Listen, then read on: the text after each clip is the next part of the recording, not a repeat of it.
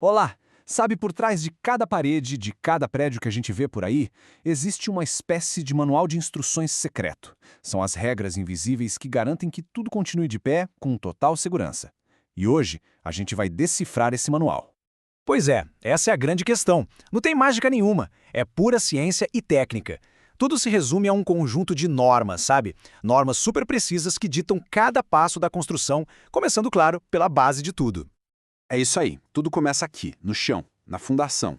Muito antes de qualquer parede sequer começar a subir, já existe um conjunto de regras bem rigorosas para garantir que toda a estrutura comece sobre uma base que seja, bom, absolutamente sólida.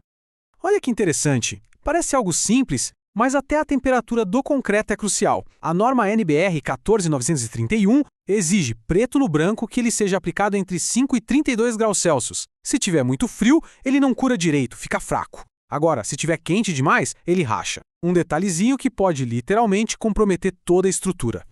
E essa precisão toda é levada muito a sério. Para um bloco de fundação simples, por exemplo, existe uma espessura mínima que é obrigatória. Qual será que é esse número mágico? 20 centímetros. Exato. E não é 20 centímetros mais ou menos, não. A NBR 6118 estabelece isso como uma regra, não é uma sugestão. É a garantia de que a base vai ter a robustez necessária para suportar todo o peso que vem em cima dela. E o legal é que as regras não são só rígidas, elas são inteligentes, se adaptam. Pense em estruturas bem altas, tipo caixas d'água elevadas. A norma NBR 6122 sabe que ali o vento é uma força constante, então ela permite que a fundação seja calculada para suportar até 30% a mais de tensão. Um cálculo super esperto para um desafio bem específico. Ok, com a fundação segura, a estrutura começa a ganhar forma. E agora, a gente sobe para as paredes. As superfícies que a gente vê e toca no dia a dia também seguem um manual de regras tão detalhado quanto aquele que está lá escondido debaixo da terra. Bom, quando se começa a sentar os tijolos, a primeira camada de argamassa é a mais importante para o nivelamento. Para corrigir qualquer pequena imperfeição que venha da base, a NBR 16868-2 permite que essa primeira camada seja um pouco mais grossa, com até 20 milímetros. Só que, a partir da segunda fileira de tijolos, a regra muda completamente. A espessura tem que ser de 10 milímetros, com uma tolerância, olha só, minúscula, só 3 milímetros para mais ou para menos. Isso aqui garante a uniformidade e a resistência da parede como um todo.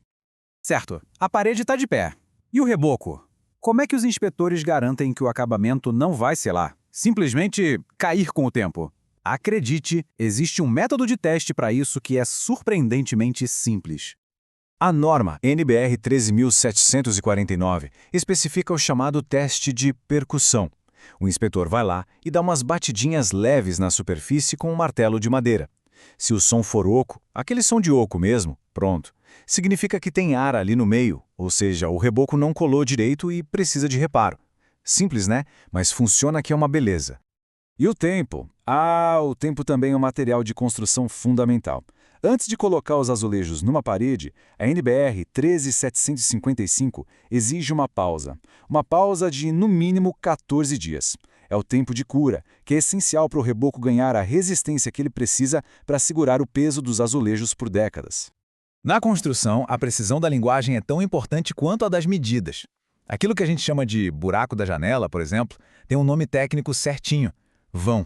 E cada parte dele, desde a travessa superior até o peitoril, é definida pela NBR 10821.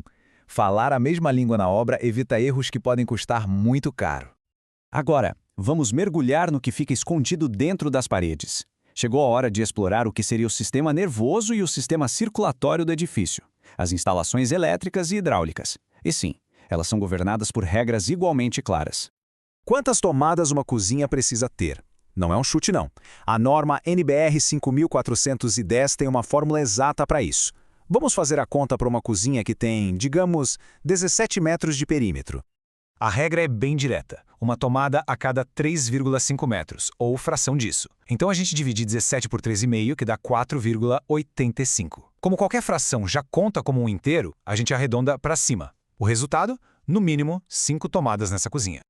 Mas não para por aí, não. A norma também especifica a potência de cada uma. Em cozinhas, as 3 primeiras tomadas têm que ser mais potentes, de 600 VAs, para aguentar os eletrodomésticos mais pesados, tipo micro-ondas, air fryer. As outras podem ser de 100 VAs. Isso é o que garante que o circuito não vai sobrecarregar.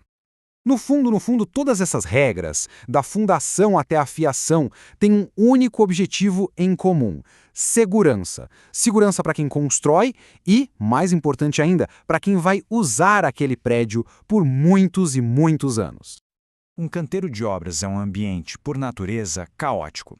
E máquinas gigantes como guindastes são um risco enorme. Justamente por isso, existe uma regra de ouro para a distância segura de operação deles: 3 metros. De acordo com a NR18, essa é a zona de segurança mínima que a ponta do guindaste deve manter de qualquer obstáculo, principalmente da rede elétrica. Se precisar chegar mais perto que isso, aí é obrigatório fazer uma análise de risco super detalhada. É uma regra simples que literalmente salva vidas. E a segurança não acaba quando a obra é entregue, de jeito nenhum. A norma NBR 5744 exige um cronograma de manutenção para a vida toda do edifício. Sistemas críticos como extintores, bombas d'água, tubulação de gás, tudo isso precisa passar por inspeções anuais. O código garante a segurança hoje e também no futuro. Fica aí a reflexão. Por trás de cada superfície lisinha, de cada estrutura que parece tão sólida, existe uma rede super complexa de regras, cálculos e testes. Um código invisível que garante que os lugares onde a gente vive e trabalha são, acima de tudo, seguros. É a arquitetura que a gente não vê, mas que está sempre lá.